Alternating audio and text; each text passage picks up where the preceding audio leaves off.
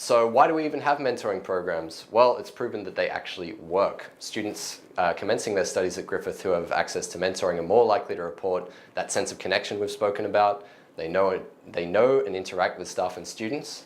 They engage in their program, and they have a knowledge of the university services, which can escape many students who have never been involved in the mentoring program completely.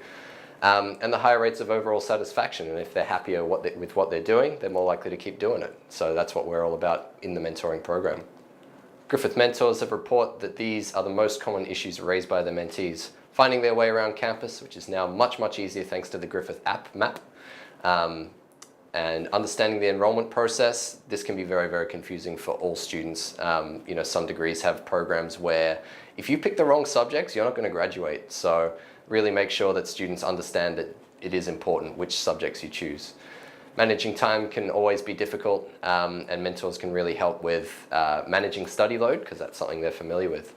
And mentors can also really help with meeting people, making friends and fitting in. You can be that one person at university that someone knows, and just knowing a friend, a face, a name in the first few weeks of class can really help actually keep people at university. And then there's the basic stuff like where to buy textbooks, and understanding lecturers' expectations for assessment. A lot of people complain that, I didn't know we had to do this. Well, you can put people in touch with things like criteria and all those sorts of things. And referencing is always one of the biggest things, even reported by people in honours and PhDs. So it's very reasonable to expect first-year students to have some issues referencing. So, refer them to things like the library tool, or a one-on-one consultation with a writing tutor to help them really nail referencing in their first year. So some useful strategies, as good as a map is, it's not as good as actual experience. So you can conduct a little campus tour with your mentees, show them where things are.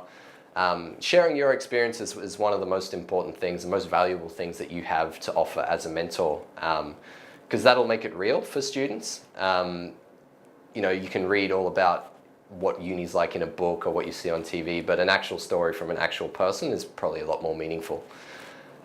If you have regular meetings with your attendees, they feel, again, that sense of connection, and that they can come to you with all those sorts of issues. It's building rapport, it's all these sorts of things.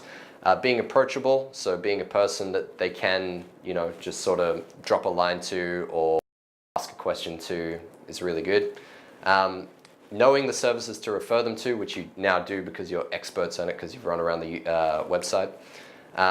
And we recommend email contact for mentees and mentors, but consult your mentor program coordinator for specific ways in which they'd like you to contact or be contacted by your mentees.